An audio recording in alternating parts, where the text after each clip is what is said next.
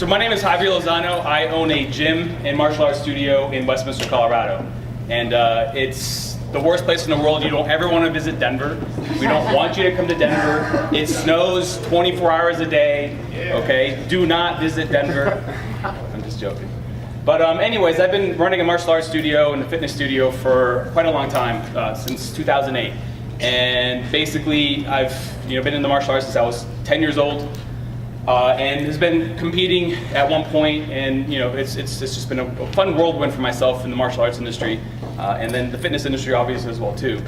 What I want to talk to you about is what drives you, and so some of this stuff is probably going to be overlapping a little bit from what Rob talked about today. But the thing is that when we get to these points, I think a lot of things will be commingling, and it's just a matter of like what kind of messages or things are people are saying that's going to really resonate with what you think or what's going on with your life. And so for myself, this is kind of my version of what drives me. And so first thing is that I'm going to take you through a highway to hell, or I can take you through what's Led Zeppelin's version of a stairway to heaven. In my opinion, Led Zeppelin is the greatest band of all time. All right, and if you want to argue that, we can argue that as much as you like. But Led Zeppelin has got a great song called Stairway to Heaven.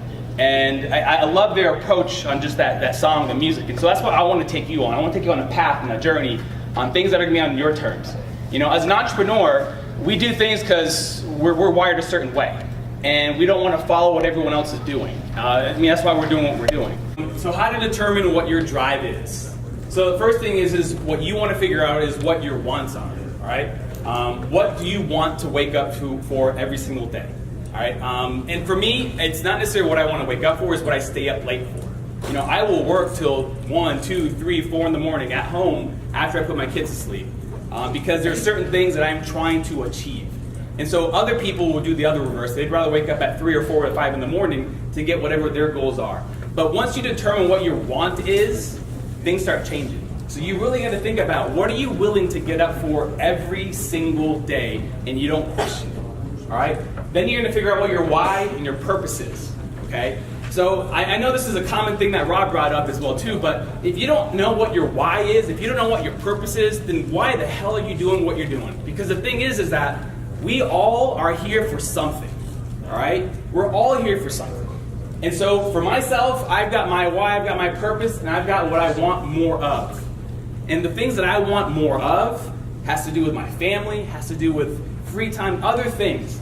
But those are my things. When you figure out your why, your purpose, and what you want more of, whatever that is, whether it's spending more time with your kids, whether it's spending more time out in the ocean, or hiking, or mountain biking, or doing some trail runs, whatever the case is, figure that out. And then, are you dreaming one size too small, or are you dreaming one size too big? So a lot of us are scared to dream bigger than what we really are able to do.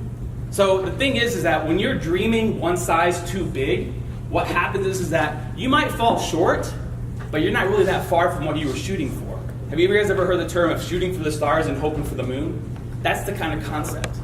Is making your dream huge. I know that Josh posted something the other day on the Elite page about having a dream so big that you can't achieve it until you are almost like ready to start achieving that. So you're going to fall short, but whenever you're humanly ready to actually achieve that, then that's whenever you're ready to actually achieve that dream, what that goal is.